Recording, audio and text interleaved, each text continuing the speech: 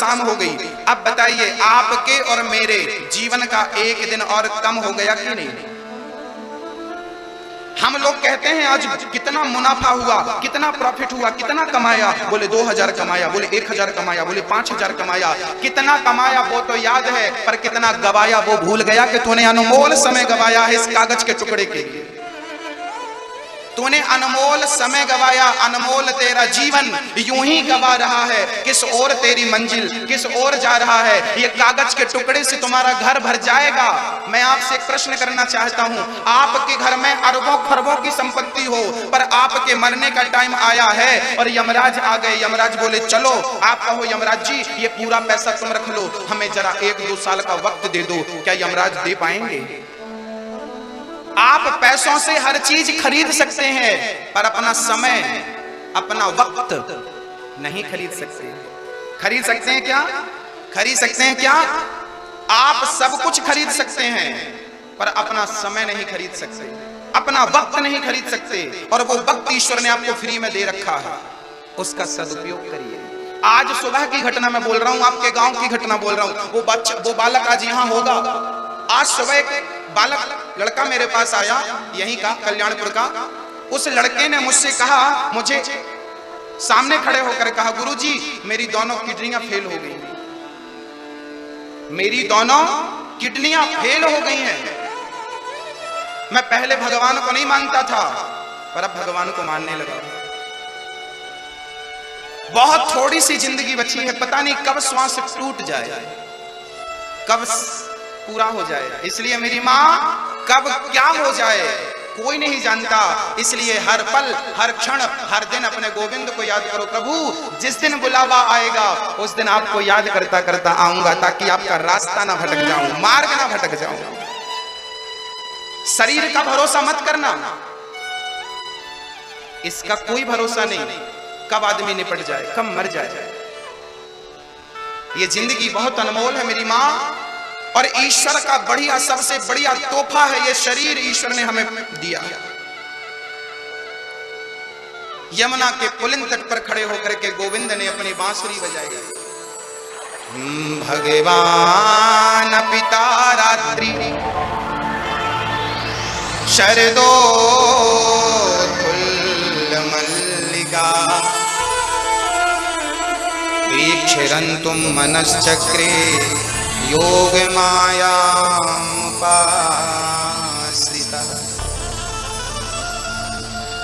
यमुना के तट पर खड़े होकर भगवान ने बांसुरी बजाकर अपनी गोपियों को अपनी ओर आकर्षित किया, बुलाया, देवियों आओ। एक सखी गाय दोह रही थी, एक सखी अपनी आंखों में काजल लगा रही थी, एक सखी अपने बच्चे को दूध पिला रही थी। अब मैं आपको भक्ति की स्थिति बयां करूंगा। स्थिति क्या होती है? जब भगवान ने गोपियों को बुलाया, गोपियों को याद किया, तब गोपियां अपने अपने काम में बिजी थी। एक सखी गाय दोह रही थी, बांसुरी सुनाई पड़ी, तुरंत सखी ने बंसी काम छोड़ा और कृष्ण से मिलने के लिए दौड़ पड़ी। काम जरूरी नहीं है, श्याम जरूरी है। आपने अपने जीवन में महत्व किसे दिया, ये बहुत महत्व रखता है। काम को महत्व दिया या श्याम को महत्व दिया? सारी गोपियां कृष्ण के बुलाने पर दौड़ पड़ी। एक सखी अपने बच्चे को दूध पिला रही थी। अब बताइए क्या कोई माँ अपने बच्चे को दूध पीता हुआ छोड़ सकती है? पर गोपियों ने भगवान के लिए छोड़ दिया। अर्थात गोपियों के जीवन में पुत्र से ज्यादा गोविंद का महत्व था। वो गोविंद को महत्व देती थी, पुत्र को छोड़कर श्री कृष्ण से मिलने के लिए चल पड़ी। इतना प्रेम था उन गोपियों का कि वो बच्चे को छोड़कर कृष्ण से मिलने चल पड़ी। ऐसी गोपियां ही भगवान को, ऐसा व्यक्ति ही भगवान को प्राप्त कर सकता है जो काम को छोड़कर के श्याम को महत्व देता है। ऐसे लोग नहीं जो श्याम को, ऐसे लोग नहीं जो कथा छोड़ करके काम करने में लग जाए। 7 दिन के लिए कथा हो रही है, उन 7 दिनों में भी तुम 3 घंटे के लिए अपना काम नहीं छोड़ पा रहे हो। उस 3 घंटे के लिए भी तुम बैठ करके उसे याद नहीं कर पा रहे हो। कहते हो गुरुजी बड़े बिजी हैं, याद रखना बिजी भी उसी के कारण हो। वो चाहेगा ना तो बहुत फ्री कर देगा, वो चाहेगा तो ऐसा फ्री करेगा कि सदा फ्री ही रहोगे। आज बिजी हो तो उसी की बदौलत, तुम्हारा काम धंधा चल रहा है, 2 रोटी तुम कमा रहे हो तो उसी की बदौलत। वो चाह रहा है, इसलिए आप कहते हो ना फ्री नहीं है इसलिए कथा में नहीं आते, कहीं भगवान तुम्हें फ्री ना कर दे, फिर बहुत फ्री रहोगे। काम को नहीं, ईश्वर को महत्व देना सीख लो। जब तलक रहेगी जिंदगी, फुर्सत ना होगी काम से। आप कहते हैं एक काम कर लूं फिर कथा सुन लूंगा, ये काम कर लूं फिर कथा सुन लूंगा, जिंदगी पूरी हो जाएगी, आपके काम पूरे नहीं होंगे। इन कामों के बीच में ही तुम्हें गोविंद के लिए समय निकालना पड़ेगा। जब तलक रहेगी जिंदगी, फुर्सत ना होगी काम से, कुछ समय ऐसा निकालो कि प्रेम कर लो मनमोहन घनश्याम से। के लिए समय है, बच्चों के लिए समय है, काम के लिए समय है, बस भगवान के लिए समय नहीं। सारी गोपियां अपना काम धाम छोड़ छोड़ करके आ गई। दुहंतो भी अयो काश्चित् दोहम हित्वा समुत्सुका। सारी गोपियां काम धाम छोड़कर आई, भगवान ने सबका स्वागत किया। स्वागतम वो महाभागा प्रियम किम करवाणि वः ब्रजस्या नामयं कश्चित् ब्रूता गमन कारणम्। भगवान ने कहा सखियों ये बताओ, अब सारी गोपियां आई जंगल में, सारी गोपियों को बुलाया भगवान ने। राधा, ललिता, विशाखा आओ, इंदुलेखा, तुंग विद्या, चंपकलता, श्रीदेवी आओ, सबको भगवान ने बुलाया। और जब सारी सखियां आई तो भगवान ने कह दिया, देवियों इतनी रात को यहाँ क्यों आई? तुम्हारे आने का हेतु क्या है, उद्देश्य क्या है? सखियां बोली, कन्हैया आपने हमें बुलाया, हम चली आई। कन्हैया बोले, हम कहाँ बुलाए, हम तो बंसी बजा रहे थे, आपने बुलाया। अब गोपियां अपने पांव के अंगूठे से पृथ्वी खोदने लगी। भगवान बोले, क्या कर रही हो? गोपियां बोली कि हम पांव के अंगूठे से गड्ढा कर रही है। बोले क्या करोगी? बोले इस गड्ढे में कूद के मर जाएंगे। भगवान बोले पांव के अंगूठे से गड्ढा थोड़ी होगा, तगाड़ी फावड़ा ले आओ और बढ़िया गड्ढा कर लो। गोपियां बोली नहीं नहीं, हम मरेंगी तो, पर आपको देखते देखते धीरे धीरे प्राण जब तक जिंदा हैं आपको देखने का सौभाग्य मिलेगा, दर्शन करने का लाभ मिलेगा। धीरे धीरे हम देखते देखते प्राण त्यागेंगी, ऐसे नहीं मरेंगी। अब भगवान ने गोपियों से कहा, देवियों तुम अपने पति को, अपने परिवार को छोड़कर आई हो, ये तुमने अच्छा नहीं किया। पति कैसा भी हो, पति को कभी भी छोड़ना नहीं चाहिए, पति का त्याग नहीं करना चाहिए। पति कैसा भी हो, नारी को चाहिए कि वो अपने पति की सेवा करे। हाँ मैया जी, पति कौन होता है मैया? पति कौन होता है? क्या होता है? दुश्मन। हाँ, पति क्या होता है? तुम हो मेरे दुश्मन। पति कौन होता है? भगवान। देखो ये पत्नी आपको भगवान कह रही है कि हमारा पति हमारा, और आप लोग क्या कहते हो अपनी पत्नी को? तू तो मेरे पांव की जूती है। कुछ मूर्ख पुरुष होते हैं, कुछ मूर्ख पुरुष होते हैं जो अपनी पत्नी को अपने पांव की जूती समझते हैं। याद रखना, कान खोल के सुनिएगा, ये जो नारी होती है ना, ये पांव की जूती नहीं होती साहब, ये तो सिर की पगड़ी होती है, ये सम्मान होता है, ये शोभा होती है आपके कुल की, खानदान की। ये वही नारी है जो आपके वंश को आगे बढ़ाती है, जो आपके नाम को रोशन करने के लिए एक सुंदर सा पुत्र पैदा करती है, जो आपके कुलों को, पूर्वजों को पिंडदान दे सके, ऐसा पुत्र वही देती है ना। तो जो आपके वंश को आगे बढ़ाए वो आपकी पांव की जूती कैसे होगी? नारी पांव की जूती नहीं होती, नारी तो सिर की, नारी सिर की पगड़ी होती है, मौर होती है। इसलिए आप लोग नारी का जो अपमान करते हैं वो करना बंद कर दीजिए। जो करते हैं उनसे कह रहा हूं, आप लोग तो अच्छे हैं। नारी निंदा ना करो, नारी नर की खान, और नारी ने पैदा किए राम कृष्ण हनुमान। याद रखना, नारी ना होती तो भगवान राम भी ना होते और भगवान कृष्ण भी ना होते। ये नारी वही है जिसने राम और कृष्ण को भी अपनी ममता, अपनी आंचल में लिटा करके उन्हें आंचल में दूध पिलाया है। ये माँ वो माँ है जो भगवान पर भी ममता लुटाती है। एक मर्द को, एक बार ट्रेन में कुछ नौजवान मेरे भाई लोग यात्रा कर रहे थे, तो वो नौजवान बच्चे थे, कॉलेज के बच्चे थे, वो आपस में ना ऐसे हाथ का खेल रहे थे। तू मेरा हाथ टेढ़ा कर, फिर मैं तेरा करता हूं, हार जीत क्या बोलते हैं, हाँ ये खेल रहे थे। तो एक बच्चे का ना हाथ, उसमें ना उसकी हड्डी कमजोर थी, उसका हाथ टूट गया। अब हाथ टूटा तो बच्चा चिल्लाने लगा, तो पास में सीट पर एक बूढ़ी 70 साल की एक माँ थी, वो दौड़ी दौड़ी आई, बेटा क्या हो गया, बेटा क्या हो गया। उस नौजवान पढ़े लिखे लड़के ने कहा, आंटी कुछ नहीं हुआ, हम मर्द हैं और मर्द को दर्द नहीं होता। तब उस महिला ने बहुत प्यारा जवाब दिया। उस महिला ने कहा, बेटा तू भले बेटा किसका हो, किसी का हो, पर माँ की ममता तो कहती है कि तुझे दर्द जरूर हुआ है। और तू भले कहता है कि मर्द को दर्द नहीं होता, पर तुम जैसे मर्द को पैदा करते समय हम जैसी माओ को बहुत दर्द होता है, बहुत दर्द होता है, बहुत दर्द होता है। तुम जैसे मर्द को पैदा करने के लिए ये माएं अपना पेट फड़वाती हैं, तब कहीं जाकर तुम जैसा मर्द पैदा होता है जो नारी को अपने पांव की जूती समझता है। तुम जैसे मर्दों को भी इस माँ ने अपने गर्भ में 9 महीने रखा है, अपने लहू से सिंचाई की है, और फिर कहते हो कि ये मेरे पांव की जूती है। नारी का सम्मान करना कब सीखोगे, नारी का आदर करना कब सीखोगे। नारी, शास्त्र कहते हैं, यत्र नार्यस्तु पूज्यन्ते रमन्ते तत्र देवता तत्रैतास्तु न पूज्यन्ते सर्वास्तत्र फलाक्रिया।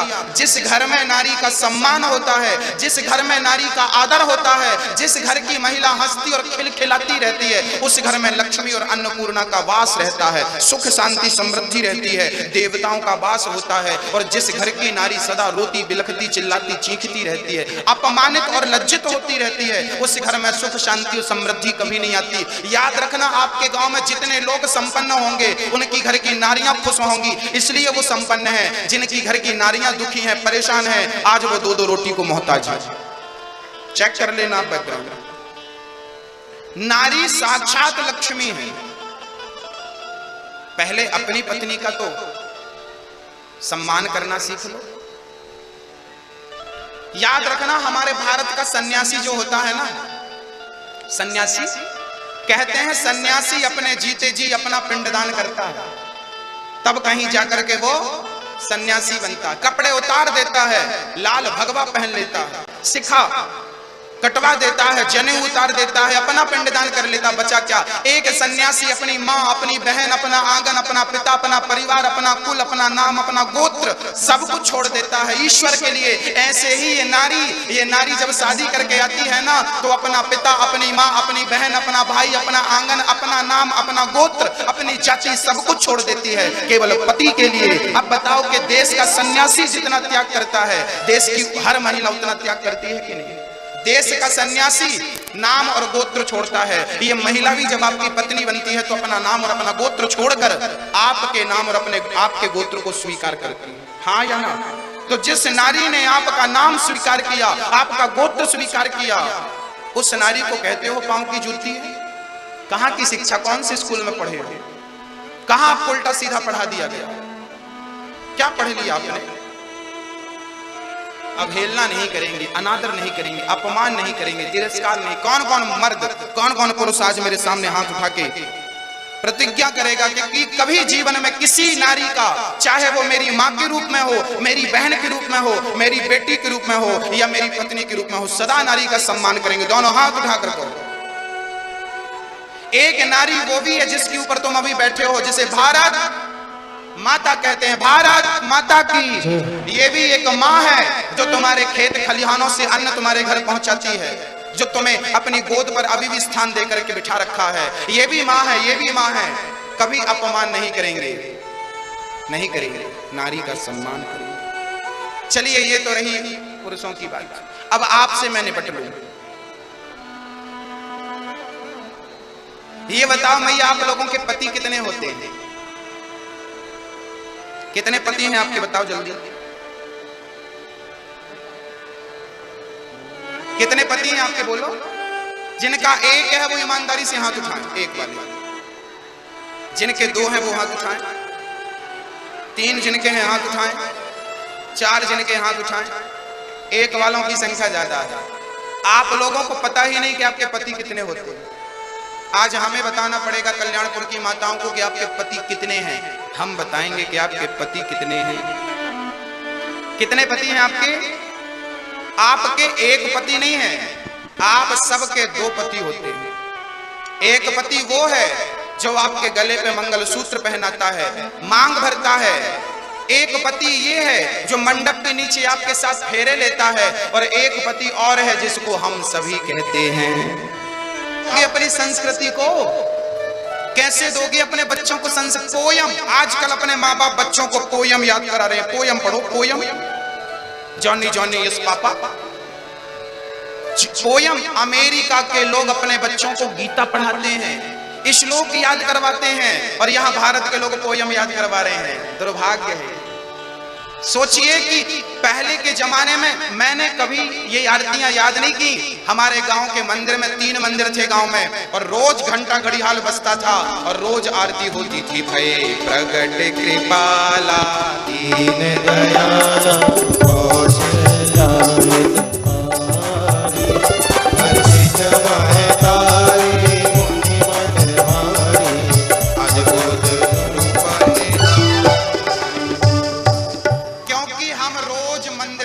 आरती के टाइम में। और आजकल आरती के टाइम ना लोग मंदिरों में मंदिर खाली, घंटा घंटी बजाने वाला नहीं। शराब की दुकान में भीड़ लगी है और मंदिर खाली है। मंदिर सूना सूना रहेगा, भरी रहेंगी मधुशाला। पिता के संग भरी सभा में नाचेगी घर की बाला। एक ऐसा कन्यादान पिता ही कन्या का धन खाएगा। रामचंद्र कह गए सिया से। जिनके घर पे नहीं है बाहर पानी भरा होगा।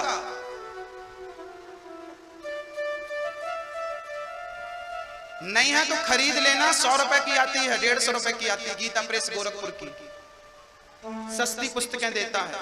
और रामचरितमानस केवल अचार रखने के लिए नहीं कि रखी धूल जम रही है।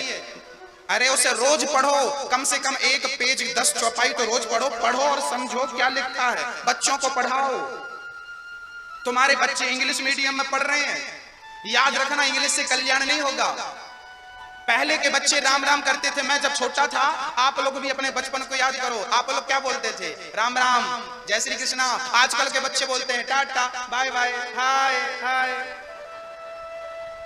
हाय। ये बाद में हाय हाय करते नजर आते। हाय मैं तो बर्बाद हो गया। ये हाय हाय करने वाला ना एक दिन का हाय हाय हो जाता। इसलिए हाय हाय नहीं किया करो। हाँ, हमारी भारतीय संस्कृति क्या है? हाय हाय। हमारी संस्कृति है सुबह उठो, नहाओ और सबसे पहले माँ के चरण छुओ, पिता के चरण छुओ, भगवान के मंदिर में जाके मत्था टिकाओ। अपने ग्रंथों को, आपके घर में रामचरितमानस है, गीता है, उसे अच्छी जगह पे रखो और रोज जाकर के अपने ग्रंथों को प्रणाम करो। हे गीता माँ, हे भागवत जी, हे रामचरितमानस जी, मुझे सद्बुद्धि देना, मुझे मेरे बच्चों को संस्कार देना, घर में खुशहाली बनी रहे, कृपा बनी रहे। ये रोज प्रार्थना करनी चाहिए। ये ग्रंथ प्रणाम करने के लिए है, पढ़ने के लिए, सीखने के लिए, अचार रखने के लिए थोड़ी है। धूल जम रही है तुम्हारे घर पर। बच्चों को ले जाओ, पढ़ाओ। गीता क्या होती है इनमें से बहुत बच्चों को नहीं पता होगा। गीता, आप में से किसी को गीता का एक श्लोक याद हो, किसी को एक श्लोक याद हो तो हाथ उठा सकता है।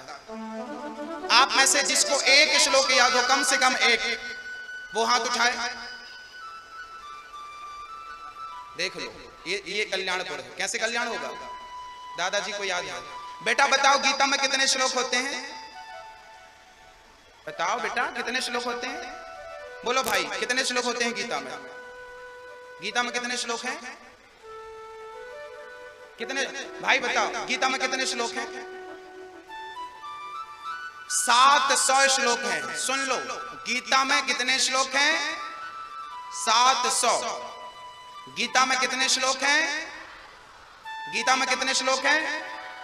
गीता में कितने अध्याय हैं? गीता में कितने अध्याय हैं बेटा? बताओ बेटा, कितने अध्याय हैं गीता में? बोलो बेटा। 18। कितने? आपसे कोई पूछेगा कि गीता में कितने अध्याय हैं, क्या बोलोगे? गीता में कितने श्लोक हैं? हाँ, गीता किसने सुनाई? किसको सुनाई? किसने सुनाई थी गीता?